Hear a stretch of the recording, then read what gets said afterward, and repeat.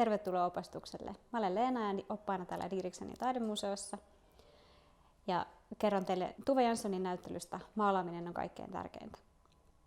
Tämän näyttelyn ideana on se, että taiteilija ei koskaan synny tyhjiössä, vaan hän saa vaikutteita ympärillään olevasta yhteiskunnasta, aikalaisistaan, kasvuympäristöstään ja muista elementeistä, joiden ympäröimänä hän kehittyy taiteilijaksi. Meillä on tässä näyttelyssä esillä paitsi Tove Janssonin teoksia, niin myös hänen perheenjäsentensä, hänen molempien vanhempiensa teoksia, niin myös hänen opiskelutovereittensa ja muiden aikalaistensa töitä. Erityisesti painotetaan hänen opintovuosiaan ja opiskelutovereitaan Suomen taideyhdistyksen Virustuskoulussa sekä hänen opiskeluaikaansa Ranskassa. Myöhemmältä uralta on esillä hänen abstrakteja teoksiaan, samoin kuin hänen aikalaistensa teoksia noilta vuosilta. Tarkastellaan Tove Janssonin teosta Paratiisi vuodelta 1939. Tämä teos on maalattu sodan aikana. Se on pohjustamattomalle pellavakankaalle toteutettu ja siinä ei ole kehyksiä. Jansson toteutti useamman samankaltaisen teoksen hyvin samalla tekniikalla tuossa 30-40-luvun taitteessa. Hän teki näitä alun perin myyntiin, mutta joitakin hän lahjoitti myös läheisilleen. Tämä nimenomainen teos on kihlajaislahja. Ja yksi yksityiskohta, joilta se eroaa muista näistä lähes identtisistä teoksista, on tämä suuteleva pari täällä teoksen keskiosassa. Tämä teos kuuluu laajemmin Janssonin mielikuvitusmaisemiin, joita hän maalasi noina samoina vuosina. Niissä on paljon kuvitusmaisuutta verrattuna hänen myöhemmän ajan teoksiinsa. Ja yksi sellainen selkeä ilmentymä tästä mielikuvitusmaisemuudesta on se, että tällä nimenomaisella saarella ei esimerkiksi ole yhtään keskenään samankaltaista puuta, ja suurinta osaa näistä puista ei voi millään tavalla liittää todellisuuteen. Ainoa poikkeus on tämä kastania tässä vasemmassa reunassa. Jansson sai jonkin verran kritiikkiä näistä mielikuvitusmaisemistaan nimenomaan siitä, että hänelle sanottiin, että hänen olisi pitänyt enemmän keskittyä semmoiseen realistisemman todellisuuden kuvaamiseen, että sanottiin, että tämä mielikuvitusmaisuus vei voimaa siltä maalauksellisuudelta. Mutta Jansson itse läpi uransa piti sitä kuvittajuuttaan ja taidemaalariuttaan kahtena tasaväkisenä voimana.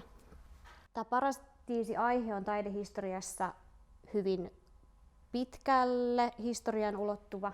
Sekä kristillisessä taiteessa että sitten antiikkiviitaavassa taiteesta löytyy paljon paratiisiaiheita.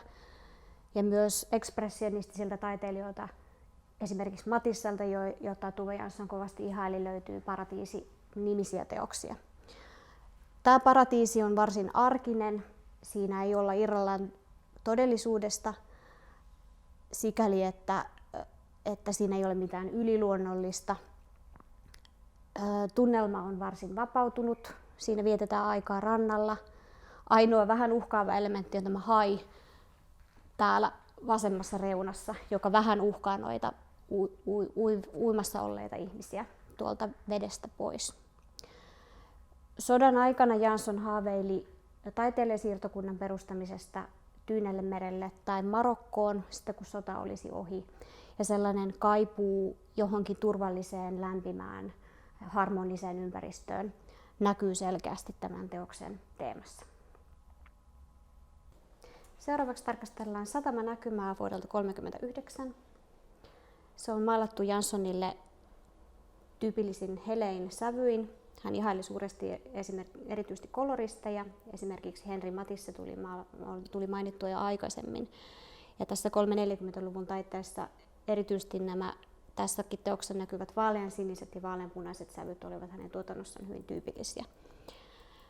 Oman kotikaupungin tarkastelu kuvallisin ja taiteen tekemiseen tähtäävin tavoin tuli Janssonille tutuksi jo lapsena, kun taiteilijan vanhemmat Signe Hammarsten Jansson ja Victor Jansson raahasivat lapsiaan eri vuorokauden ja vuoden aikoina katselemaan erilaisia sääilmiöitä, tulipaloja ja näkymiä Helsinkiin. Janssonin lapsuuden koti oli Katajanokalla, josta hän sitten muutti vanhempiensa kanssa taiteilijatalo Lallukkaan Töölöön. Ja oma pysyvä loppuelämän koti löytyi Helsingin Ullanlinnasta. Erilaiset maisematutkielmat, erityisesti teollisuusalueista, toistuvat hänen tuotannossaan. Tämä satamanäkymä on maalattu sodan aikana, jolloin Jansson oli jo valmistunut Ateneumin taidekoulusta. Hän oli viettänyt kevään Pariisissa ja matkustellut kesän Euroopassa ennen toisen maailmansodan puhkeamista. Oikeastaan se koko hänen taiteilijasukupolvensa joutui miettimään koko elämänsä uudestaan. Monet ikätoverit lähtivät rintamalle, elämä rajoittui sen oman kotikaupungin pieneen piiriin.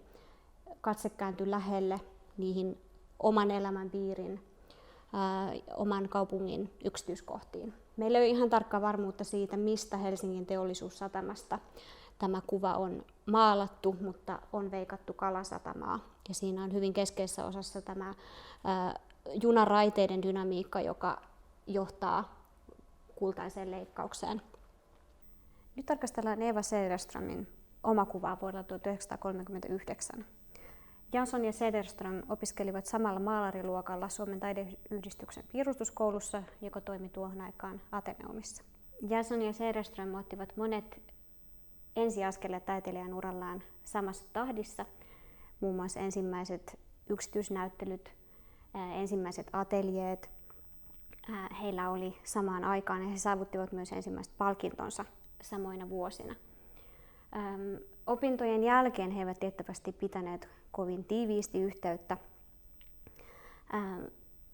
Eva Cederström jatkoi opintojaan sodan jälkeen 50-luvulla Pariisissa ja palasi sen jälkeen takaisin heidän vanhaan kouluunsa Ateneumiin, jossa hän toimi itse opettajana yli 10 vuotta. Cederström tunnetaan erityisesti sinisävyisistä maalauksistaan ja kubististen elementtien käytöstä, muun muassa maisemamaalauksessa. Tove Janssonille nämä Ateneumin vuodet olivat aika ristiriitainen kokemus. Hän tuli Ateneumiin isänsä jalanjäljissä. Isä Victor Jansson oli opiskellut siellä kuvanveistäjäksi aiemmin. Ja Jansson sai maalariluokalla keskittyä siihen, mitä hän eniten halusi tehdä, eli maalaamiseen. Mutta toisaalta koulun opetukseen hän ei ollut niin kauhean innostunut. Monet opintoja häiritsevät tekijät, niin kuin vaikka kielipoliittiset kiistat, hän koki aika turhauttavina. Eva Cederström ja Tove Jansson olivat luokkansa ainoat naiset, ja tuon 30-luvun taideyhteisön tuntui olevan välillä aika hankala nähdä heidät siitä omasta sukupuolestaan irrallisina ja keskittyä heidän tuotantonsa sen taiteellisen edun painottaen. Eli esimerkiksi vaikka näyttelyarvosteluissa saatettiin keskittyä siihen, että nyt nämä naistaiteilijat tekevät tällaista ja yrittävätkö he nyt syrjäyttää miestaiteilijoita ja ovatko he nyt parempia kuin miehet vai eivät. Ja se oli varmasti molemmille hyvin ärsyttävää ja turhauttavaa. Heille molemmille maalaaminen oli se kaikista tärkein asia, mitä he elämässään halusivat tehdä. Cederström ja Jansson eivät olleet ainoita, jotka olivat tyytymättömiä heidän opetuksensa laatuun. Itse asiassa keväällä 1935 koko maalariluokka tai suurin osa maalariluokasta oli niin tyytymätön vastuuopettaja William Lönnbergin opetukseen, että he äänestivät jaloillaan ja lähtivät koulusta pois ja viettivät kevätlukukauden maalaten yksityisesti vuokratuissa ateljeissa täysin ilman ohjeita, ilman auktoriteetteja. Tuolloin Jansson ja Cederström maalasivat naapuriateljeissa. Tällainen opiskelijatottelemattomuus on hyvä esimerkki siitä opetuksen ja opiskelijuuden murroksesta, joka tuohon aikaan oli Suomessa käynnissä. Seuraavaksi katsotaan teosta Tupakoiva tyttö vuodelta 1940. Tässä 30-40-luvun taitteessa ja sodan kuluessa Tove Jansson maalasi noin 15 erilaista omakuvaa, joissa hän elämänkertakirjailija Buell Westinia lainatakseni kokeili erilaisia tapoja esittää itsensä. Eli hän puki itseään erilaisiin asusteisiin, hänellä oli turkishattu, hän maalasi itsensä hyvin muodikkaassa ulkoilutakissa, hän maalasi itsensä maalarivarusteissa täydessä työn touhussa ja tässä tupakoimassa. Jansson harjoitteli näissä omakuvissaan paitsi erilaisia värinkäyttöjä, niin myöskin haki omaa taiteilijan identiteettiään. Näitä vuosia leimaa hänen elämässään käynnissä oleva sota, mutta myös itsenäistyminen ja eriytyminen omasta lapsuuden perheestä. Hän oli muuttanut vanhempiensa kanssa Lallukon taiteilijakotiin ja asui siellä 28-vuotiaaksi asti.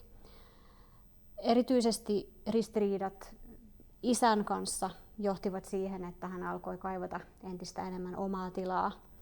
Hänen isänsä Viktor Jansson oli hyvin oikeistolaismielinen ja hänellä oli paljon esimerkiksi saksalaismielisiä ja antisemitistisiä ajatuksia, jotka sodan aikana kiristivät välejä. Tuve Janssonilla puolestaan oli paljon vasemmistolaisia ystäviä ja myöskin juutalaisia tuttavia. Hän oli myös aatteeltaan hyvin sodan vastainen. Ja ensimmäiset ateljee-ratkaisut, joissa hän pääsi kokeilemaan itsenäisyyttä, olivat jaettuja ateljeetiloja, mutta sitten lopulta löytyi ensimmäinen oma yksityisateljee Värrikki Ståhlin kadulta, jonne hän muutti ei kovin kauaksi lapsuuden perheestä. Oma kuva oli opettelevalle nuorelle taiteilijalle hyvin kätevä teostyyppi siinä mielessä, että malli oli aina saatavilla ja istui juuri semmoisessa asennossa, kun taiteilija halusi, mutta se oli myös tapa ottaa oma paikkansa taiteen kentällä ja sijoittaa itsensä taiteilijuuteen. Me ei tässä näyttelyssä puhuta naistaiteilijoista, koska me ajatellaan, että 2000-luvulla pelkkä taiteilija riittää. Tai ehkä vielä erityisesti se, että nainen maalasi itsensä omakuvassa juuri sellaisena, kun hän halusi tulla nähdyksi, niin haastaa koko taiteen historian, jossa nainen on perinteisesti nähty hyvin miehisen katseen kautta. Ja Tuve Janssonistakin löytyy erilaisia tulkintoja, joita voi tarkastella erilaisina näkyminä häneen, paitsi hänen omassa tuotannossaan, niin myös muiden esimerkiksi läheisten maalaamina. Tuve Janssonin omakuvia löytyy myös hänen myöhemmältä uraltaan ja ihan jo varhaislapsuudesta. Seuraavana meillä on aiheena Naiset lukemassa teos vuodelta 1954. Tässä on selkeää eroavaisuutta Janssonin varhaisempaan tuotantoon. 50-luvun puoliväliin tultaessa abstrakti eli ei-esittävä taide oli suomalaisessa taidemaailmassa yleistynyt ja yleistymässä. Jansson lähti abstraktin taiteen kelkkaan vasta aivan 60-luvun alkuun tultaessa, eli selkeästi muista aikalaisistaan myöhässä. Tästä teoksesta kuitenkin näkyy, että hänen väripalettinsa on yksinkertaistunut, siinä on murrettuutta ja hänen maalaamisensa on tullut yksinkertaisemmaksi. Tähän hänen maalaamisensa on tullut selkeyttä, väripintojen rajat ovat selkeästi erotellut. Tuossa 40- ja 50-luvun taitteessa Jansson toteutti lukuisia julkisia maalausprojekteja, erityisesti seinämaalauksia erilaisiin tilaustöihin. Hän toteutti muun muassa Helsingin kaupungintalon ravintolan maalaukset ja tämän maalauksen valmistumisen aikoihin hän aloitteli Auroran lastensairaalan seinämaalausprojektia. Jonkinlaista yhteyttä noihin seinämaalauksiin on ehkä nähtävissä tässä hänen kuvallisuudessaan sekä selkeydessä että näissä murretuissa väreissä. Tähän aikaan muumikirjat ja niihin liittyvät viralliset asiat veivät koko ajan enenevässä määrin Janssonin aikaa. Ensimmäinen muumiteos oli ilmestynyt vuonna 1945 ja siitä lähtien suosio kasvoi kasvamistaan. Tämän teoksen ilmestymistä seuraavana vuonna 1955 Janssonilla oli yksityisnäyttely, joka aiheutti hänelle suurta ahdistusta. Hän huomasi siellä, että hän ei ole selkeästi pystynyt keskittymään maalaamiseen niin paljon kuin hän olisi toivonut. Hän myös oli hyvin tietoinen siitä, että hän oli jäänyt taiteellisessa kehityksessä monista vain maalaamiseen keskittyneistä aikalaisistaan jälkeen. Toisaalta Janssonille se omassa tyylissään pysyttäytyminen oli myös tietoinen ratkaisu, eli hän ei halunnut tehdä vain muiden vanavedessä ja ottaa mallia siitä, mitä muut tekevät, vaan hän halusi säilyttää oman tapansa tehdä ja oman tapansa katsoa maailmaa. sisäkuvateoksesta vuodelta 1959 on selkeästi näkyvissä Janssonin matka kohti abstraktia taidetta. Eli kuten äsken jo mainitsin, abstraktitaide otti ensiaskeleittain Suomessa 50-luvulla. Suomeen oli tullut vaikutteita ei-esittävästä taiteesta jo Venäjältä 1900-luvun alussa, mutta eniten abstraktin taiteen voittokulku alkoi sodan jälkeen, ja se alkoi silloin oikein rytinällä. Tuolla vaikutteet tulivat toisaalta Yhdysvalloista, johon monet eurooppalaiset taiteilijat olivat paenneet sodan aikana, ja toisaalta Ranskasta, jossa erityisesti Tuvenkin opettajana toiminut abstraktin taiteen uranuurtajana Suomessa toiminut Sam Vanni oli opiskellut. Moniin aikalaisiinsa verrattuna hyvin hidas ja vastentahtoinen siirtymä kohti abstraktia Tove Janssonilla alkoi tällaisesta abstrahoinnista, jota tämä teos edustaa. Eli abstrahointi tarkoittaa sellaista todellisuuden pelkistämistä, jossa nämä esimerkiksi tässä huonenäkymän väripinnat, valaistukset ja erilaiset kuvatilat alkavat yksinkertaistua niin pitkälle, että ne alkavat jo muistuttaa ei-esittävää. Janssonin siirtymä esittävästä abstraktiin taiteeseen ei ollut millään tavalla suoraviivainen matka, niin kuin ei monella hänen aikalaisellakaan ollut.